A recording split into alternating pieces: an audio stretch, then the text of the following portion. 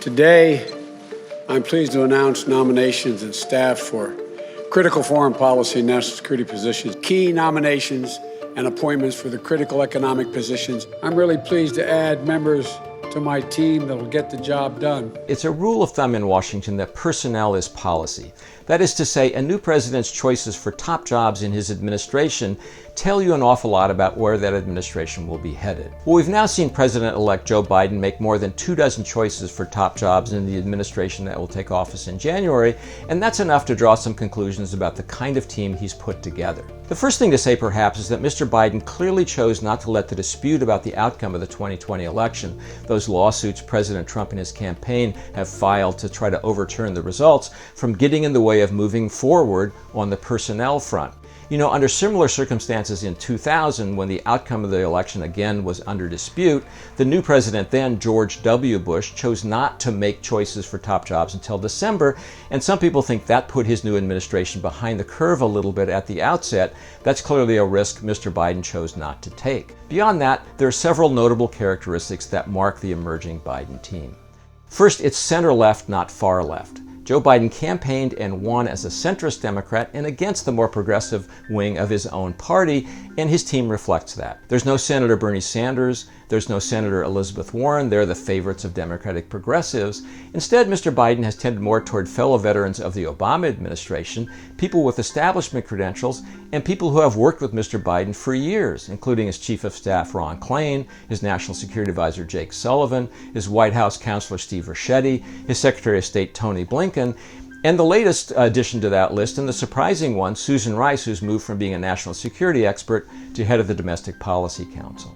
Second, this is not exactly a team of rivals. You know, when Barack Obama won the presidency in 2008, he famously picked his top Democratic primary opponent that year, Hillary Clinton, to be his Secretary of State, arguably the most important person in his cabinet. I have known Hillary Clinton as a friend, a colleague, a source of counsel, and a tough campaign opponent. She possesses an extraordinary intelligence and a remarkable work ethic. I am proud that she will be our next Secretary of State.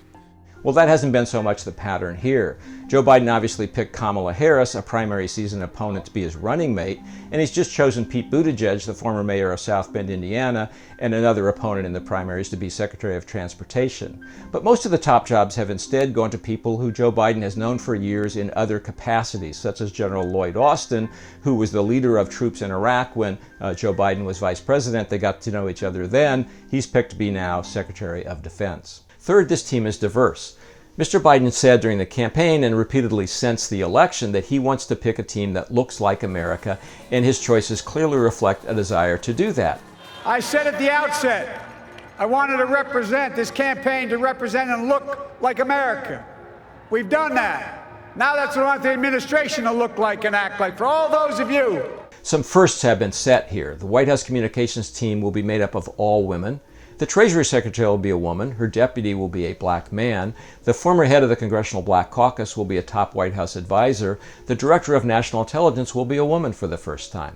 Some on the left will say there should have been more diversity, but some critics will say there has been some diversity for diversity's sake, and they'll probably point to General Austin at the Pentagon or California Attorney General Javier Becerra at the Department of Health and Human Services, despite the fact he doesn't have a health or a medical background. Fourth, most of these picks will not be controversial, but a few may be. It's rare for a new president not to get the Senate to go along with his top choices to fill out his new administration, but it's not unheard of. The most notable exception in recent times probably came in 1988, when the new president, George H.W. Bush, picked a former Senator, John Tower, to be a Secretary of Defense, and the Senate rejected that pick. I will be recorded as the first cabinet nominee in the history of the Republic to be rejected in the first 90 days of a presidency, and perhaps be harshly judged. If Republicans control the Senate after a couple of runoff races in Georgia in January, they'll be in a position to block President-elect Biden's picks if they choose to do so, and they may make one or two choices to make that point clear. One of the people who's perhaps vulnerable in that regard is Neera Tanden, picked to head the Office of Management and Budget, and who's riled up Republican senators with some of her partisan comments over the years. As he finishes out his team, it'll be interesting to see whether Mr. Biden goes for a couple of Republicans for offices just to make real his pledge that he wants to work across the aisle with the other party.